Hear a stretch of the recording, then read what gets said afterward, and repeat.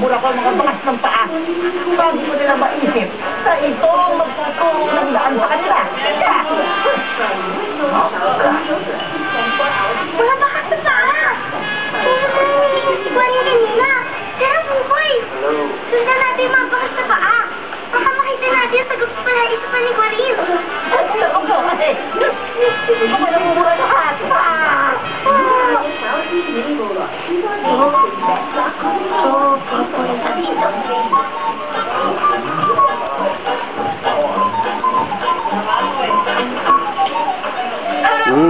Kay Rumi ko! Eh, paano naman ako? Sino nang tatabi sa akin? Kung mga kaibigan taga-bukas, hindi naman sa inyo. Merong isang nilalang na kay Rumi-Rumi. Naglakad dito habang tulog kami. Parang ganyan din yung Rumi sa labas, ate. Sige po mga kaibigan, sabihin po namin kayo. Hanapin kung sino yung gumawa nito.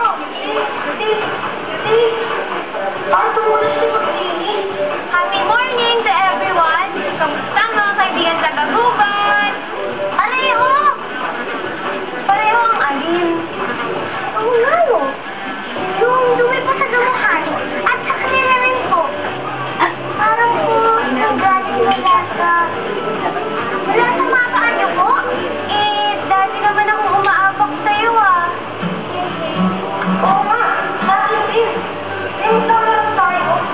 Pero, hindi naman parang ba ako? Parang hindi naman kami marihan. Ako, Buboy, pakinggan mo sila. Parang pamilya, no? Eh, sorry na, hindi na mauulit. Tara, laro na ulit tayo. Okay. Bakit naman? Maglinis ka muna ng sarili. Hindi magandang tignan mo, okay? At higit sa lahat, masama sa kalasugan mo ang marumi.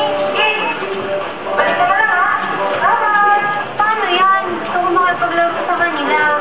Parang ganyan din yung mga kampante ko. Kasi ang dumi ko. At nila tuloy yung kasama. Naku, gano'n nga. Eh, ang gawin niyo po, lilitin niyo po yung sapatos niyo. Wow, tutulungan niyo ako? Ayun, ito po yun, no? Tara! Ganda! Wow, yay!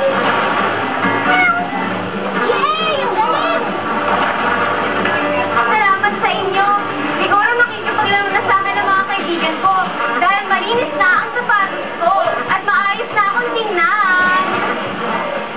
Oo naman, ayos! Ay, teka, ito palang banyo ko nabasa. Ayun o, may sampayan. Salamat uli, mga kaibigan.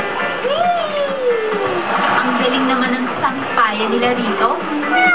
Ay, teka. Parang wala po na sa pagpapalagis panigurin.